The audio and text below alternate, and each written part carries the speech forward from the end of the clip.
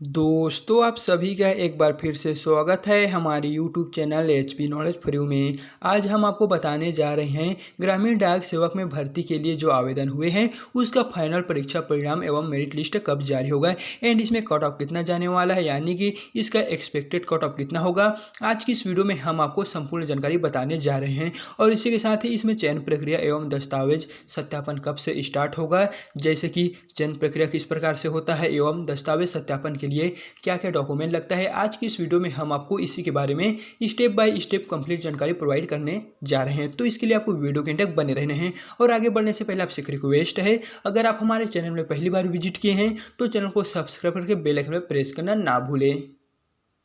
तो चलिए सबसे पहले हम आपको कट ऑफ मार्क के बारे में बता देते हैं, यानी कि जो इंडिया पोस्ट जीडीएस का एक्सपेक्टेड कट ऑफ है ग्रामीण डाक सेवक का, उसके बारे में हम आपको पहले बता देते हैं। फिर हम आपको आगे के जो प्रोसेस होगा, चयन प्रक्रिया कैसे होता है, दस्तावेज सत्यापन कैसे होता है, इनके बारे में हम आपको बताएंगे। तो आपको यहाँ पर देखने को मिलेगा जो इंडिया पोस्ट जीडीएस है उसका कट ऑफ रैंक यहाँ पर प्रत्येक डॉट सर्कल और श्रेणी जैसे कि यूआर, ओबीसी, एससी, एसटी और ईडब्ल्यूएस, पीडब्ल्यूडी के लिए यहाँ पर अलग अलग निर्धारित किए हुए हैं। जैसा कि कट ऑफ में पदों की संख्या, आवेदनों और 10वीं कक्षा के जो उम्मीदवार के उच्चतम अंकों पर निर्धारित करेंगे, यानी कि उसी के मेरिट बेस के आधार पर यह जो कट ऑफ होगा वो जारी किया जाएगा। तो आपको यहाँ से नीचे की ओर आ जाना है और आपको यहाँ पर देखने को मिलेगा जहाँ पर एसटी, एससी, ओबीसी सभी कैटेगरी का यहाँ पर रैंक कट ऑफ के आधार पर जारी किया हुआ है। जैसे कि यहाँ पर दोस्तों आपको यह प्रमाणित कट ऑफ नहीं, यानी कि यह हमारे द्वारा तैयार किया हुआ एक एक्सपेक्टेड कट ऑफ है जिसे प्रमाणित नहीं मानना है। जब भी जीडीएस द्वारा एक कट ऑफ जारी होगा तो उसी को आपको प्रमाणिक मानना है, यह सिर्फ आपको दर्शाने के लिए है। तो यहाँ पर आपको देखने को मिलेगा ईवार के लिए हमारे अनारक्षित वर्ग के लिए जो कट ऑफ रहने वाला है वो यहाँ पर 94 से 97% तक कट ऑफ जाएगा। यानी कि अगर आप अनारक्षित कैटेगरी से बिलोंग करते हैं तो जो आपका नंबर होना चाहिए 10वीं में वो 94 से लेकर 97% तक रहना चाहिए। एंड यदि आपका नंबर इससे कम होता है जैसे कि 60, 70 इस तरह अगर आपका नंबर 10वीं में है तो आपको चांस उतना नहीं है जितना यहाँ पर है, आपको बहुत ही कम चांस होगा आपको यहाँ पर जीडीएस में लगने के लिए। फिर यहाँ पर नेक्स्ट है ओबीसी कैटेगरी, यानी कि अन्य पिछड़ा वर्ग के लिए यहाँ पर जो कट ऑफ रैंक निर्धारित किए गए हैं वो कुछ इस प्रकार है, जैसे कि 92 से लेकर 95% अगर आपका है और आप ओबीसी कैटेगरी से बिलोंग करते हैं तो आपको चांस है कि आपका नाम इस मेरिट लिस्ट में आ जाएगा। यानी कि आपको यहाँ पर 92 से लेकर 95 तक आपका कट ऑफ रैंक होना चाहिए। फिर है एससी के लिए, यानी कि अनुसूचित जाति के लिए जो कट ऑफ रैंक है वो यहाँ पर 90 से लेकर 94% तक कट ऑफ रखा गया है। वहीं अगर आप एससी कैटेगरी से बिलोंग करते हैं तो जो आपका 10वीं में नंबर होना चाहिए वो 90 से 94% के बीच में होना चाहिए, तभी आपका नाम इस मेरिट लिस्ट में आएगा, अन्यथा वो हो सकता है नहीं आएगा। फिर यहाँ पर नेक्स्ट है एसटी के लिए, अनुसूचित जनजाति के लिए। यदि आप अनुसूचित जनजाति से बिलोंग करते हैं तो जो आपका नंबर होना चाहिए वो यहाँ पर 88 से लेकर 92% के बीच में होना चाहिए, तभी आपको चांस है कि अगर आपका नंबर यहाँ पर कम होता है तो आपको बहुत ही चांस कम है आपका। एंड अगर आपका नंबर इससे 92 से और ज़्यादा है तो आपको घबराने की जरूरत नहीं है, आपका मेरिट लिस्ट में नाम आ जाएगा।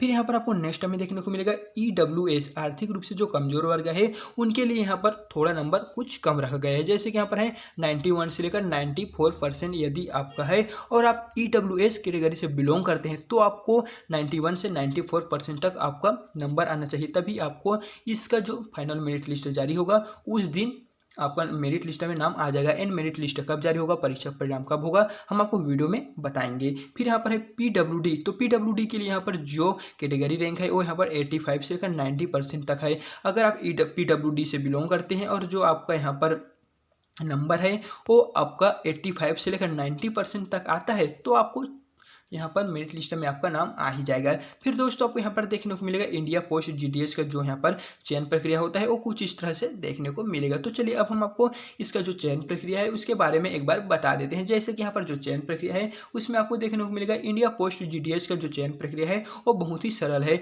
और कक्षा 10वीं के बोर्ड टेस्ट स्कोर पर निर्भर करती है। यानी कि अगर आप 10वीं में नंबर पाए हुए हैं तो उसी के बेस के आधार पर 10वीं के न्यूनतम बेस के आधार पर यह जो मेरिट लिस्ट है वो जारी किया जाएगा। फिर नेक्स्ट हमें आपको देखने को मिलेगा मेरिट सूची। मेरिट सूची 10वीं कक्षा के अंकों पर आधारित है, आगे की शिक्षा पर नहीं। रोजगार इतिहास को कोई महत्व नहीं दिया जाएगा, यानी कि अगर आप 12वीं में ज़्यादा परसेंट पाए हैं, कॉलेज परसेंट पाए हैं, तो इसका कोई महत्व नहीं है। अगर आप 10वीं में ज़्यादा से ज़्यादा नंबर पाए हुए हैं तो ही आपको महत्व दिया जाएगा। तो उसी के आधार पर 10वीं बेस के आधार पर आपका जो मेरिट लिस्ट जारी होगा वो 10वीं के नंबरों के आधार पर ही होगा। फिर नेक्स्ट है दस्तावेज सत्यापन। तो मेरिट सूची में शामिल उम्मीदवारों की जाँच की जाएगी, उनके शैक्षणिक प्रमाण पत्र, पहचान पत्र और अन्य कागजात की मूल प्रतियां आवश्यक है। यानी कि जब आपका मेरिट लिस्ट में नाम आ जाता है तो उसके पश्चात दस्तावेज सत्यापन होगा, जिसमें मेरिट सूची में जो जो शामिल उम्मीदवार होंगे उनका जांच किया जाएगा। जैसे कि उनका शैक्षणिक प्रमाण पत्र, जो 10वीं का रिजल्ट है, पहचान पत्र के तौर पर आपका जो भी दोस्तों आपके पास डॉक्यूमेंट होगा वो आपको ले जाना होगा और अन्य कागजात आपको उसका मूल प्रति रख लेना है। तो इस तरह यहाँ पर दस्तावेज सत्यापन होगा। दस्तावेज सत्यापन जब आपको मेरिट लिस्ट में नाम आ जाएगा तभी यहाँ पर दस्तावेज सत्यापन स्टार्ट होगा। फिर यहाँ पर नेक्स्ट है चयनित व्यक्तियों की अंतिम सूची जारी की जाएगी तथा दस्तावेज सत्यापन के बाद उन्हें पद सौंपे जाएंगे।